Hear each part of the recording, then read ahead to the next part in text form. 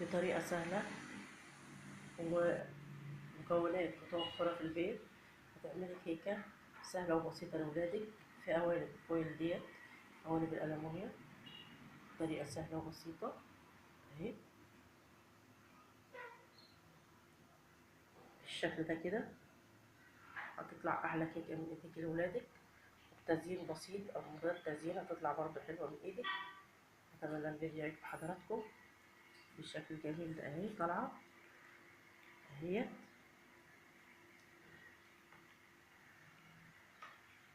يا رب الفيديو يعجب حضراتكم. السلام عليكم. النهارده هعمل لكم كيكه سهله وبسيطه والمكونات موجوده في قلب البيت. هنعملها في الخلاط.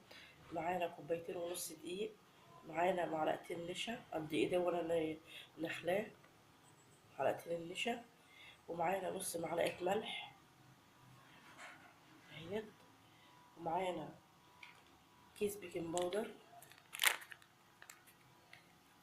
بالشكل ده كده. دي المكونات الجافه هنقلبها مع بعضها، نخلطه كويس كده، وهنركن المكونات دي على جنب بالشكل ده كده اهي. كده خلطنا كل المكونات الجافة. احنا هنعمل الكيكة دي النهاردة في القوالب ديت، قوالب الألمونيوم الفويل اهي بالشكل ده كده. المواد السائلة معايا بيضتين، حطيت بيضة في الأول في الخلاط، المواد التانية بالشكل ده كده اهي. هننزل بالفانيليا، فانيليا سايلة بودر اللي موجود عندك بالشكل ده كده. بعد كده هنحط السكر، كوباية سكر بالشكل ده كده، ومعانا كوباية إلا ربع زيت هننزل بيها في الخلاط، وهنضرب المكونات دي مع بعضها.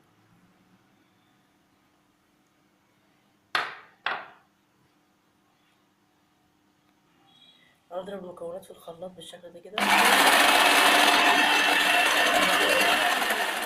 لحد ما اللون بتاعها يفتح.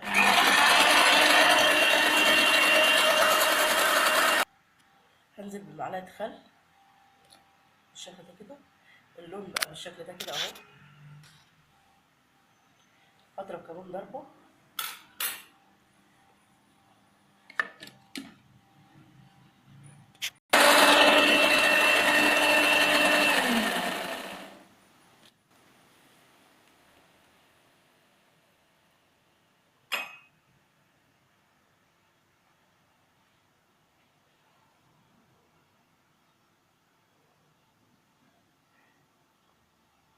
معانا كوباية لبن هنزل بيها كده على الخليط، واضربها كمان ضربة بالشكل ده كده اهو.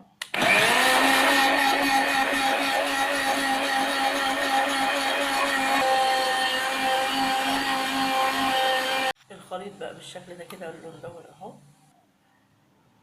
احنا عملنا المكونات الجافة، فهنصب الخليط السائل على المكونات الجافة ونخلطهم بالشكل ده كده.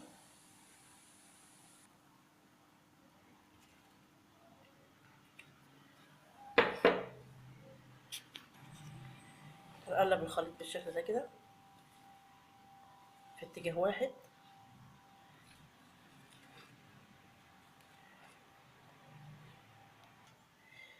بالشكل ده كده. كده الخليط بتاعنا اصبح جاهز اهو بالشكل ده كده اهو.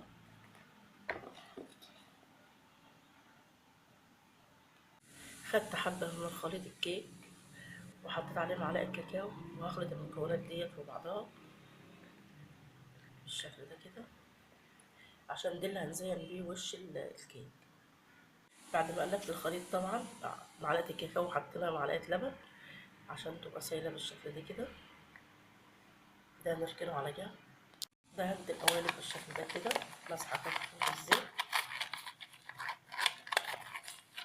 بالشكل ده كده. هنصب الكيك في القوالب ديت بالشكل ده، بس مش هنملاها قوي بالشكل ده كده. لغاية المسافة دي كده.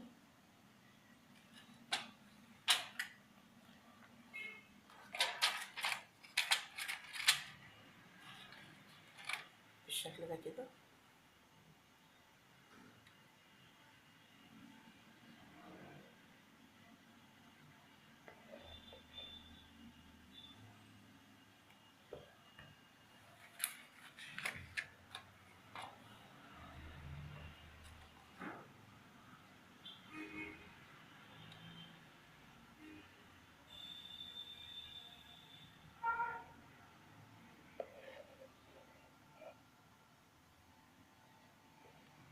بالشكل ده كده.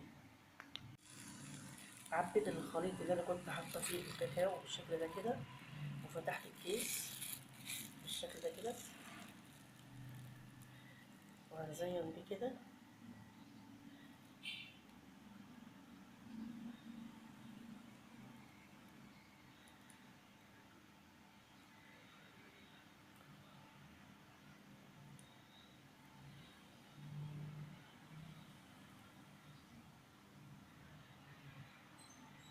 بالشكل ده كده.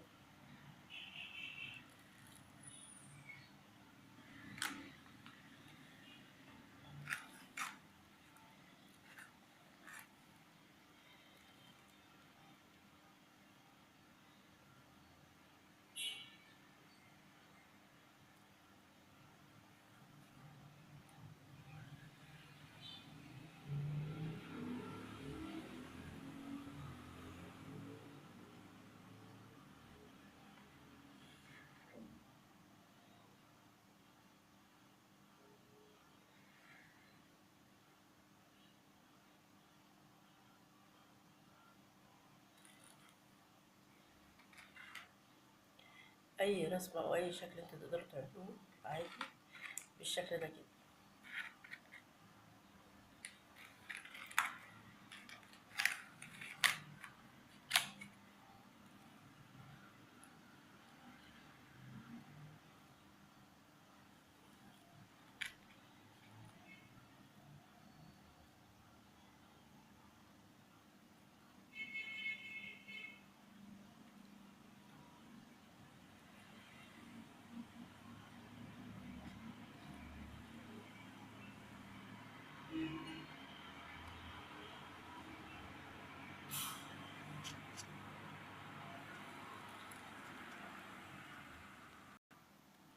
بالشكل ده كده اهو. هدخلها بقى الفرن في الرف الوسطاني على درجه حراره 180. وبعد ما تخرج ان شاء الله من الفرن هوريها لحضراتكم. دي كده الكيكه بعد ما طلعت من الفرن بطريقه سهله تقدروا تعملوها لاولادك بالشكل ده اهي. اتمنى الفيديو يعجب حضراتكم. دي كيكه اهي بعد ما زينتها بحاجه بسيطه كده، الاطفال هيفرحوا بيها بالشكل ده كده اهي. اتمنى تعجبك تعملها لاولادك. يا رب الفيديو يعجب حضراتكم بالشكل ده اهو.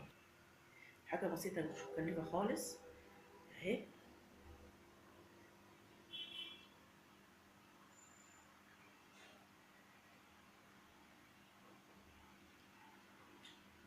كيكه في الخلاط سهله وسريعه، والمقادير مش مكلفه، متوفره في المطبخ والبيت.